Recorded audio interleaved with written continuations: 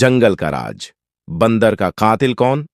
सुंदरबन जंगल में आम दिनों की तरह सब सुकून से चल रहा था, लेकिन एक सुबह पूरे जंगल में सनसनी फैल गई जब यह खबर आई कि जंगल का सबसे शरारती और सबकी मदद करने वाला बंदर मीकू अपने पसंदीदा आम के दरख्त पेड़ के नीचे मुर्दा पाया गया है। मीकू के सर पर किसी भारी चीज से वार किया गया था। जंगल के राजा शेर खान ने फौरन सुंदरबन जंगल पुलिस को हरकत में आने का हुक्म दिया।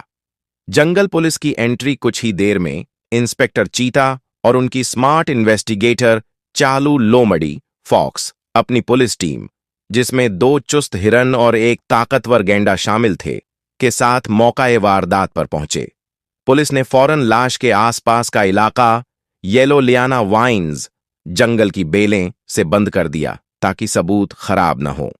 इंस्पेक्टर चीता ने आम के दरख्त के पास से 2 अहम सबूत ढूंढ निकाले, एक आधा खाया हुआ और टूटा हुआ तरबूज, जमीन पर धंसे हुए किसी भारी जानवर के कदमों के निशान।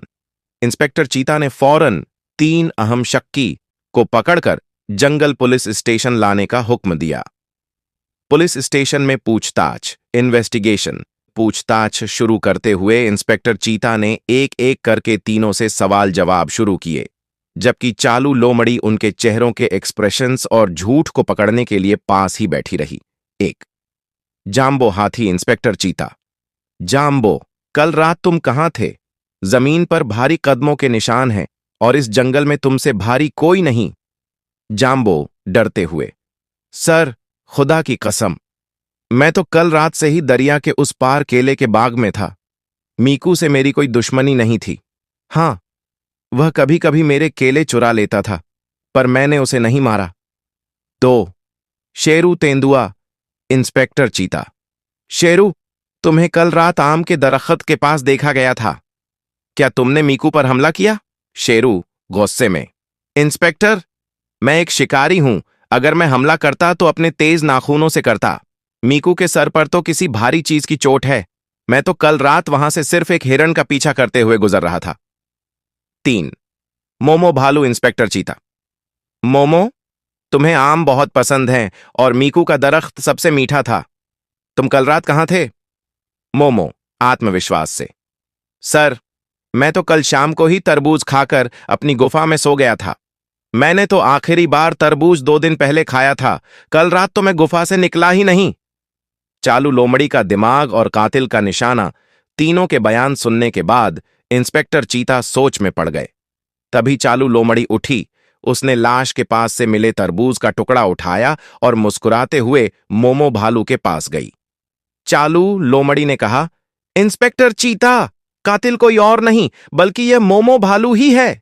मोमो भालू अचानक घबरा गया और चीख कर बोला, तुम्हारे पास क्या सबूत है? मैं तो सो रहा था।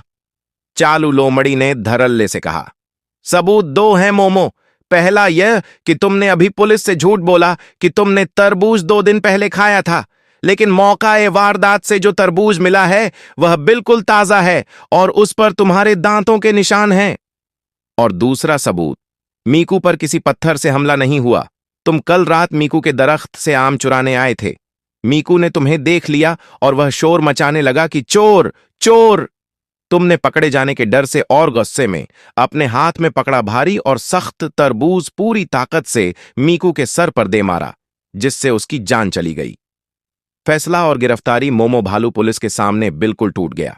उसने रोते हुए अपना जुर्म कबूल कर लिया और कहा, मुझे माफ कर दें, मेरा इरादा उसे मारने का नहीं था। मुझे बस अचानक बहुत गुस्सा आ गया था। इंस्पेक्टर चीता ने फौरन हथकड़ी निकाली और मोमो भालू को गिरफ्तार करके जंगल की जेल में डाल दिया। शेर खान ने जंगल पुलिस और चालू लोमड़ी की इस कामयाबी पर उन्हें जंगल हीरो मेडल से नवाजा।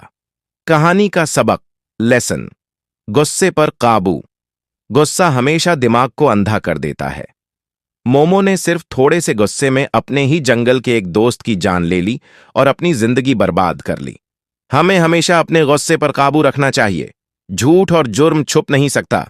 आप चाहे जितनी भी सफाई से झूठ बोलें या जुर्म करें, कानून और सच्चाई के सामने एक दिन आपकी पकड़ जरूर होती है। झूठ के पांव नहीं होते,